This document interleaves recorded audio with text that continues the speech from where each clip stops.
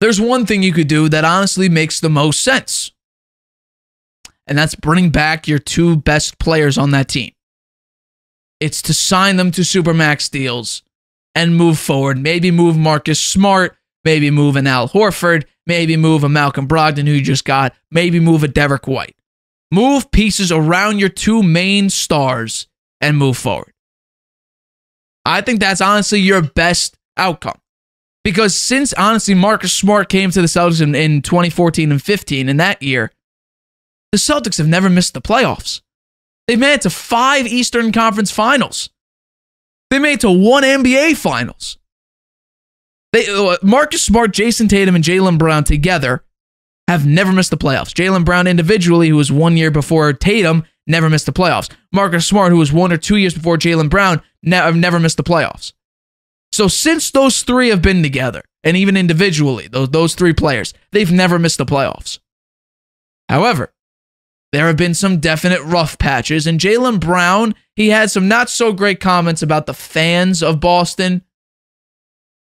Could mean he's out of there. Seems like there's rifts between him and the organization. That could mean something, but I do think the Celtics should try to retain, and the report is they will offer him this supermax deal. It's more than likely they will. And I think that's honestly your best case scenario. Move off of some other players, bench players, role players. I don't know why you still have Peyton Pritchard. Get off Grant Williams. Maybe get off of Derek White. Try to get another piece that is consistent. Marcus Smart has had options where he's like, okay, he can hit threes sometimes, but then other games he can't do anything. They still don't have a really great point guard, a true point guard, a true distributor of the basketball. They don't have that. So maybe go out and get one of those pieces. Now, if you do retain Jaylen Brown, I don't know what you would do outside of that. Obviously, you want to get a main piece, but then you need to get off Marcus Smart, who is honestly him, Jason Tatum, and Jaylen Brown. They're the core of that team. Do you put in Brogdon, who you just signed? Do you retain Brogdon? What about all your role players? Do you get off Grant Williams? What about Derek White? You want to throw him in there? You could look around the NBA and see who you could trade for. The Celtics, I think, honestly, the best case scenario would be to retain both players. Sign them to supermax deals. Because guess what? Most of the great NBA players that have won chips right now in the league have won it at 27 or above. LeBron won at 27. I think Curry won it at 27. These players have won it about the age of where Jaylen Brown and Jason Tatum will be next year. I believe they're both 26, if I'm not mistaken, 25, 26 years old.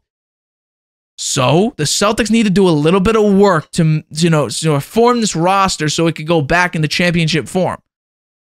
But this team needs hard coaching. Hard coaching. Jason Tatum, his best was when Ime Udoka was down his back.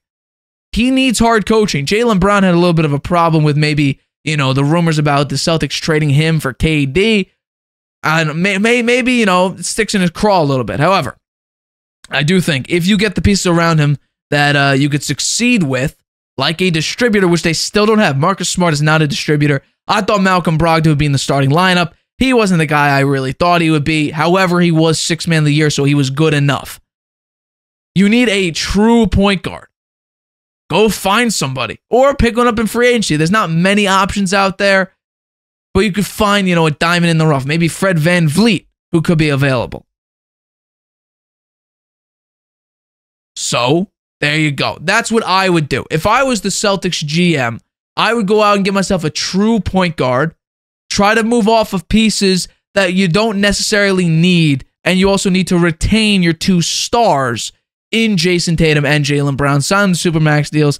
That may make it more complicated to sign other big names if you're going for other big names.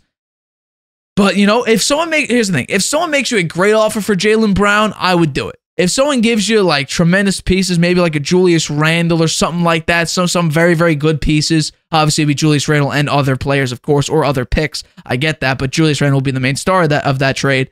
I would go for that. I would not retain Jaylen Brown just to retain him. I would retain him if I'm going to build a core around him and Jason Tatum. And I would move off him if I really have a great deal that I could get off him for. That's me. That's what I would do. I could be wrong. Maybe you should just get off and say, hey, screw it. You had 8 turnovers in a game, in an elimination game. Let's get off him. Whatever. Maybe. Who knows? That's just my take on the subject. Hi, everybody. Thanks for watching. Make sure you subscribe here to get the latest from the show. Also, if you want to check out the full episode, make sure you click the I in the top right-hand corner right now. If you want to listen to this show anywhere you go, make sure you go to anchor.fm/The Harvey Hour or anywhere you get your podcasts.